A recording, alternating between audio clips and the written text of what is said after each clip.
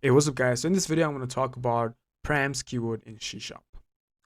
So let's say there's a student class, and in the student class, there's a method called subjects. Now, a student can do as many subjects as they can. They can do one subjects, they can do 5 subjects, or they can also do 10 subjects, right? Now for that, I have to create new method again and again. And that's going to be a bit of hustle to accept all those arguments, right? I have to create like unlimited amount of methods out there if the case is unlimited. So in that case, what am I supposed to do? Well, we basically use param keywords, and in this video, I'm just gonna show you how to use param keywords, and hopefully it will help you. So for example, let's create a class called student, and our student class has a method called subjects. So I'm going to say public void, and I'm going to say subjects, and there you go. Nice basic simple subjects, right? I'm also going to create a class called program, and this program class I'm going to have a main static method. All right, so let me use objects now so that I can access that subject.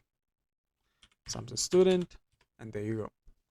So let's say a student is doing 5 subjects. Maybe he's doing math, maybe he's doing social, business, or programming, right? So what I'm basically gonna say is I'm gonna say subjects, and I'm gonna add math. I'm also gonna give business and sorry, programming and social, right? So now, obviously it's going to show me the error because I haven't given any arguments. But in this case, I have to create 4 arguments. That's going to be string s1, string s2, string s3, and string s4, right? 4 arguments, and then this method is going to accept that. Well, there can be many arguments now. Let's say a student is doing 5 subjects instead of doing 4. That means, let's say a student is doing networking. That means that I have to go over here and copy this and create another argument in which it will accept what, 5 arguments, right? And that's gonna be hustle, guys. This is a lot of method overloading, right? And how are you gonna solve this? Well, there's a pretty easy way to solve this, and by using param keyword. So let me just take this out, and also I'm gonna take this out, right? So now I'm just accepting one argument, but now I'm gonna say params, and for the string in front of string, I'm just gonna put array sign over there.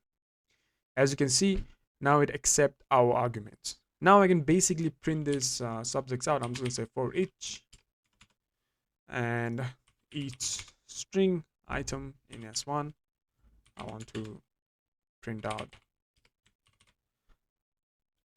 subjects. And now I'm just gonna say system